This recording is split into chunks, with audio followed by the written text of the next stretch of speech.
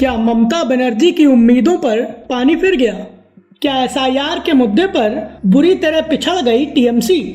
क्या सीएए की वजह से बदल रहा बंगाल का चुनावी समीकरण? और क्या बंगाल में लगेगा राष्ट्रपति शासन?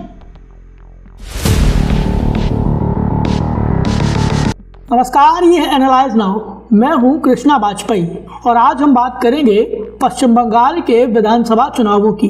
चुनावी लिहाज से भले ही कोई भी पार्टी आगे लग रही हो, लेकिन हकीकत ये है कि सबसे ज्यादा नुकसान मुख्यमंत्री ममता बनर्जी और उनकी पार्टी टीएमसी को हो रहा है।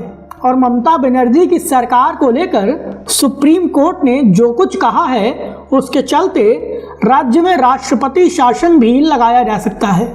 और हाँ, एक बात और, इस पूरे राजनीतिक खेल में बीजेपी को सबसे ज्यादा फायदा हो रहा है।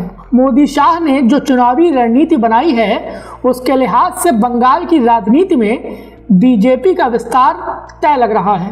लेकिन आखिर ये पूरा मामला क्या है, चलिए डिटेल में बताते हैं।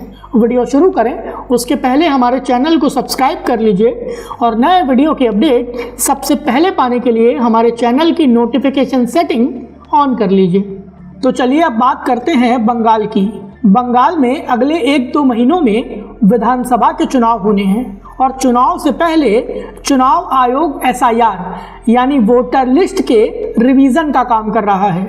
और एसआईआर को लेकर ममता बनर्जी, चुनाव आयोग और बीजेपी के बीच टकराव लगातार बढ़ता जा रहा है। चुनाव आयोग का कहना है कि ममता बनर्जी की सरकार एसआईआर की प्रक्रिया में उनका सहयोग नहीं कर रही है। वहीं ममता बनर्जी का आरोप है कि बीजेपी चुनाव आयोग की मदद से टीएमसी के वोटर्स का नाम वोटर लिस्ट से हटवा रही है।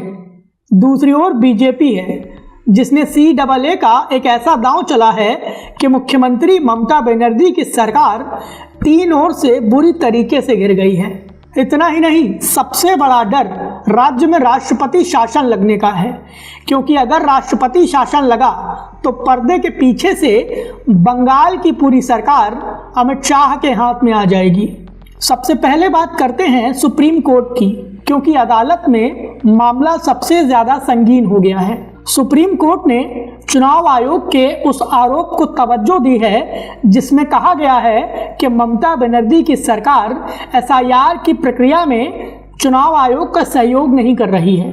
और इसके चलते ही सुप्रीम कोर्ट की चीफ जस्टिस वाली बेंच ने ममता बनर्जी की सरकार को कड़ी फटकार लगाई है। बंगाल में वोटर लिस्ट की जांच के लिए चुनाव आयोग को अधिकारियों की जरूरत है और इसको लेकर जब चुनाव आयोग ने बंगाल सरकार से संपर्क किया तो ममता बनर्जी की सरकार ने चुनाव आयोग को कोई तवज्जो नहीं दी। जब सुप्रीम कोर्ट ने ममता सरकार से कहा कि वो चुनाव आयोग को अधिकारी उपलब्ध कराएं, इसके बावजूद ममता सरकार ने चुनाव आयोग को कोई सहयोग नहीं दिया और इसके चलते ही सुप्रीम कोर्ट बंगाल सरकार पर भड़क गया है।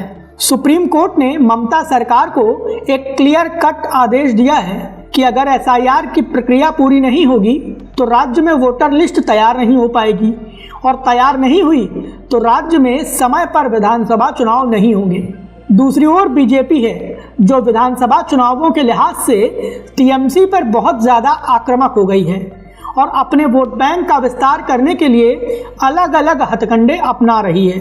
बीजेपी ने सीएए का दांव चला है और बीजेपी बांग्लादेश से आए हिंदुओं को सीएए के तहत नागरिकता दिलवा रही है और उनका नाम वोटर लिस्ट में जुड़वा रही है। इसको लेकर ममता बनर्जी की सरकार बीजेपी पर आक्रामक है, लेकिन बीजेपी का साफ कहना है कि वो ज्यादा से ज्यादा हिंदुओं के नाम एसआईआर के तहत वोटर लिस्ट में जुड़वाएंगे। एक तरफ ममता बनर्जी हैं जो ये आरोप लगा रही हैं कि उनका वोट बैंक छिटक रहा है, उनके वोट बैंक के लोगों का नाम वोटर लिस्ट से हटाया जा रहा है, तो दूसरी ओर बीजेपी है जो अपने वोट बैंक का विस्तार करने के लिए डायरेक्ट मतदाता सूची में ही विस्तार कर रही है। और बीजेपी का ये दांव ममता बनर्जी की सरकार के लिए एक बड़ी चुनौती बन गया है, क्योंकि सुप्रीम कोर्ट ने साफ कहा है कि अगर एसआईआर नहीं हुआ तो वोटर लिस्ट नहीं आएगी, वोटर लिस्ट नहीं आई तो चुनाव नहीं होंगे और चुनाव नहीं होंगे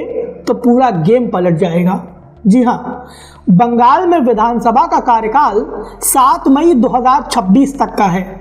मतलब ये कि 7 मई 2026 की शाम के बाद ममता बनर्जी मुख्यमंत्री नहीं रह जाएंगी, और जब ममता बनर्जी मुख्यमंत्री नहीं रहेंगी तो राज्य में लगेगा राष्ट्रपति शासन, और ये राष्ट्रपति शासन ममता बनर्जी और टीएमसी के लिए सबसे बड़ी मुसीबत होगा, क्योंकि अगर राष्ट्रपति शासन लगेगा तो बंगाल की सरकार की चाबी केंद्रीय गृह मंत्री और बीजेपी के चाणक्य यानी अमित शाह के पास चली जाएगी।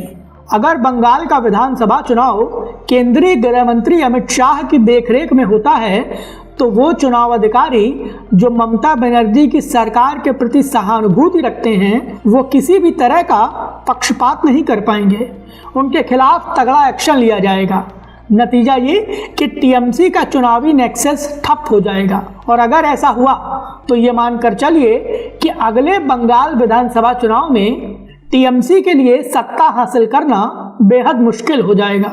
सुप्रीम कोर्ट से लेकर एसआईआर, चुनाव आयोग, बीजेपी और राष्ट्रपति शासन, इन सारे मुद्दों पर ममता बनर्जी की बढ़ती परेशानियों को लेकर आपकी क्या राय है? प्लीज़ हमें हमारे कमेंट बॉक्स में ज़रूर बताएं। वीडियो पसंद आया हो तो प्लीज़ इसे लाइक करें और हमें सपोर्ट करने के लिए हमारे वीडियो को ज़्यादा से ज़्यादा शेयर करें।